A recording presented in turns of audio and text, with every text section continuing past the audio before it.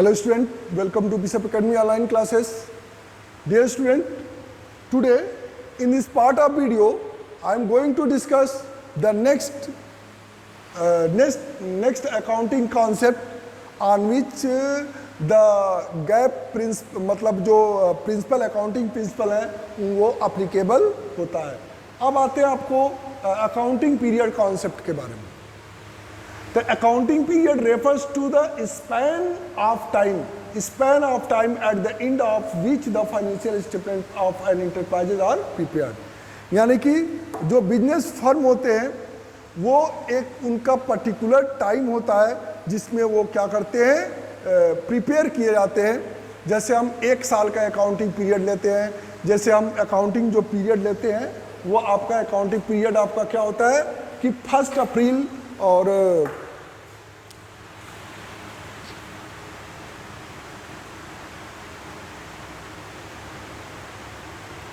जो accounting period का concept रहता है वो आपका फर्स्ट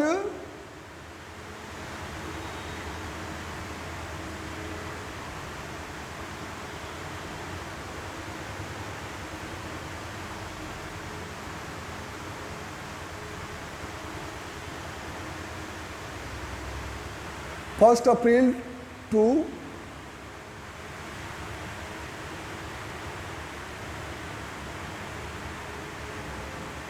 31 मार्च।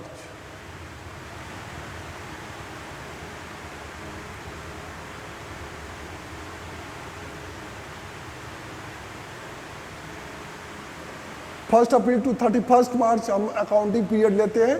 तो हम 1 अप्रैल से कोई ट्रांजेक्शन स्टार्ट करते हैं और 31 मार्च को हम क्या करते हैं, फाइनेंशियल स्टेटमेंट हम क्या करते हैं, प्रिपेयर करते हैं to know whether it has earn profit और incurred loss during that period and what exactly is the position of its asset and liability at the end of that period.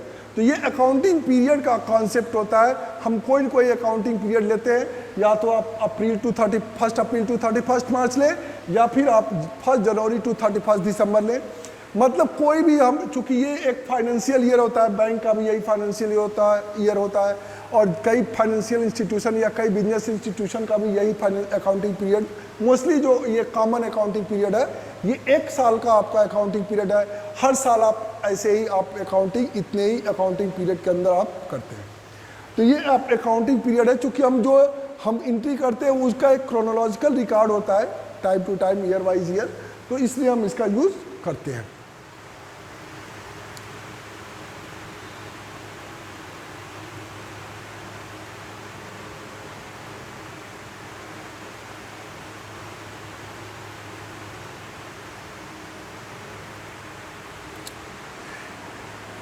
इसका काम क्या है कि this concept assume that indefinite life of business is divided into parts, these parts are known as accounting period.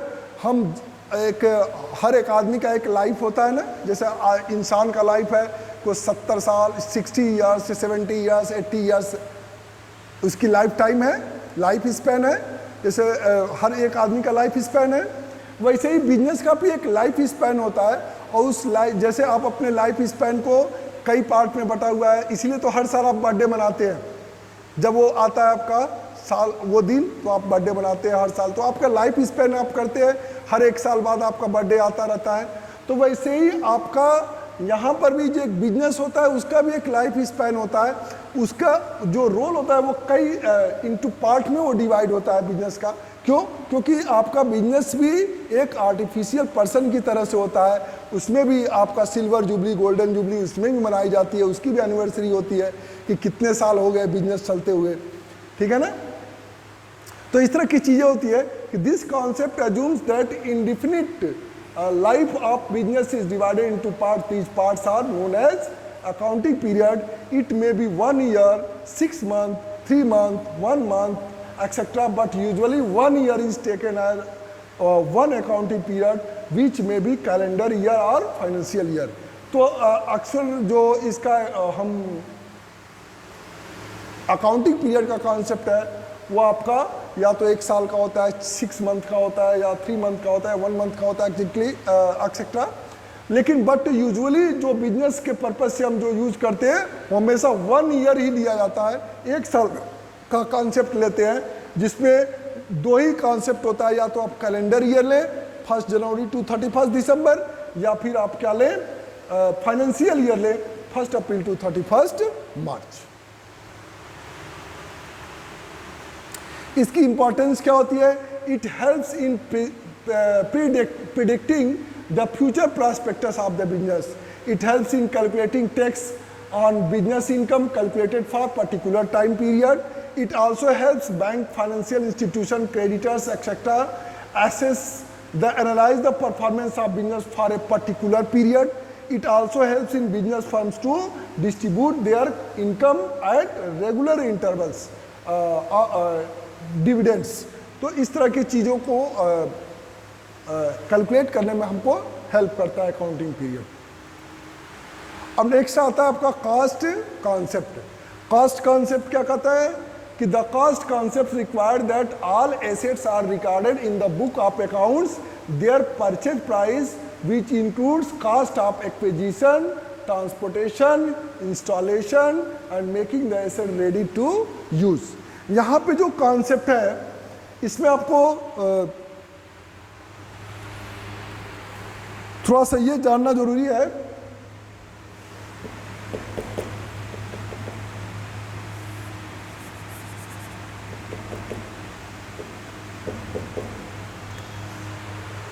कि cast concept, जैसे आप कोई asset purchase करते हैं, है ना, तो एसेट कोई परचेज करते हैं आप, तो सपोज करिए आप उसको एसेट को परचेज करते हैं 10,000 पे, तो 10,000 में परचेज करते हैं तो उसका ट्रांसपोर्टेशन चार्ज भी रखता है आपके घर तक पहुंचाने में। सपोज करिए वो 500 रुपीज़ लिया, अब उसकी कीमत कितनी हो गई 10,500। अब उसका इंस्टॉलेशन करवाते हैं तो इंस्टॉलेशन करवाने में आपको 200 रुपीज़ खर्च हो गए। अब जाके वो रेडी हुआ यूज़ करने लायक, है ना, तो अब उसकी कीमत कितनी हो गई 10,700। यानी कि जो कास्ट कॉन्सेप्ट है उसमें उसका ट्रांसपोर्टेशन और इंस्टॉलेशन चार्जेस सारे ऐड होने चाहिए। ये कास्ट कॉन्सेप्ट का मतलब हुआ। आपने कोई 10 या आप सपोज करिए, सीधी सी बात है कि अगर आप एक कार खरीदते हैं, ठीक है ना, एक कार खरीदते हैं तो आप एक कास्ट होता है कार का कि आपने 5 लाख में कार खरीदा। अब उसको डेकोरेट करवाने के लिए आप इंटरनल डेकोरेशन करवाते हैं, एक्सटर्नल डेकोरेशन करवाते हैं, व्हील कवर लगवाते हैं, उसमें म्यूजिक सिस्टम लगवाते हैं, सीट कवर लगवाते हैं और बाकी क्या और सब शो पीस लगवाते हैं, उसमें एक्स्ट्रा लाइट लगवाते हैं। तो ये जो सिस्टम है तो वो सिस्टम से वो उसका क्या हो गया एक्सेस सिस्टम हो गया। अब उससे उसका कास्ट क्या होता है इंक्रीज करता है।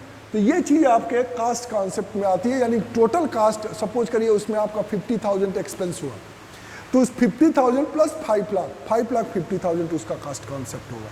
ये आपका कास्ट कॉन्सेप्ट है।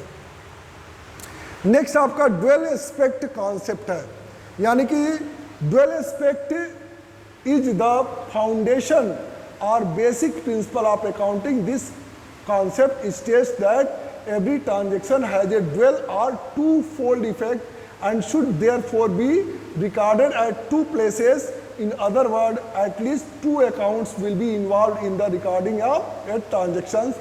ये dual aspect देखिए, एक डेबिट होता है, एक क्रेडिट होता है, एक तराजू की तरह से होता है, ठीक है ना। एक डेबिट होता है यानी कि तराजू क्या है, जब आप कोई सामान खरीदने जाते हैं और ऐसे जब वो उसको मेजरमेंट करता है, तौलता है, तो इसका तौलता क्या है, ऐसे नहीं होता है। यानी कि यह क्या होता है, पूरा इक्वल होना चाहिए। यानी कि एक डेबिट होता है तो क्रेडिट दोनों उसका पलड़ा क्या होना चाहिए, ऐसे सेम होना चाहिए, ऐसे ऐसे नहीं होना चाहिए, ना ही इसको ऐसे होना चाहिए। यानी डेबिट क्रेडिट दोनों क्या होना चाहिए, बैलेंस होना चाहिए। ये ड्वेल एस्पेक्ट का कॉन्सेप्ट है। यानी कि जो भी बिजनेस रिकॉर्ड हम करते हैं, बिजनेस ट्रांजैक्शन को रिकॉर्ड करते हैं, वो बिजनेस ट्रांजैक्शंस में हमेशा 2 अकाउंट, आप एक अकाउंट को डेबिट करते हैं और दूसरे अकाउंट को क्रेडिट करते हैं। इसी को आपको आप क्या कहते हैं, ड्वेल एस्पेक्ट कॉन्सेप्ट, डेबिट और क्रेडिट, ठीक है। नेक्स्ट आपका revenue recognition concept. The concept of revenue recognition requires that the revenue for a business transaction should be included in the accounting records only when it is realise. Revenue recognition concept है कि जब वही revenue तभी record किए जाएंगे जब वो realise हो। जैसे हम कोई सेल करे, जब हमको अमाउंट रिसीव हो, तब जब सेल करे तभी हम उसको क्या करें, रिकॉर्ड कर सकते हैं, उसके पहले नहीं। कोई एसेट है, जब उस रियलाइज हो जाता है तभी उसको हम रिकॉर्ड कर सकते हैं, यानी कि जब हमको रेवेन्यू का ट्रांजेक्शन जब हो तभी हम उसको रिकॉर्ड करें।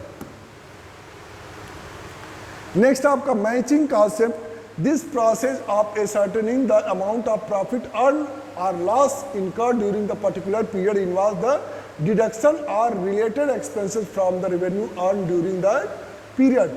मैचिंग कॉन्सेप्ट का मतलब यह है कि जो भी प्रॉफिट अर्न करते हैं, जब हम प्रॉफिट डिक्लेरेशन का काम करते हैं प्रॉफिट लॉस अकाउंट से, तो उसमें हम सबसे पहले उससे रिलेटेड जो भी एक्सपेंसेस होते हैं उनको क्या करते हैं, हम उसमें से लेस करते हैं।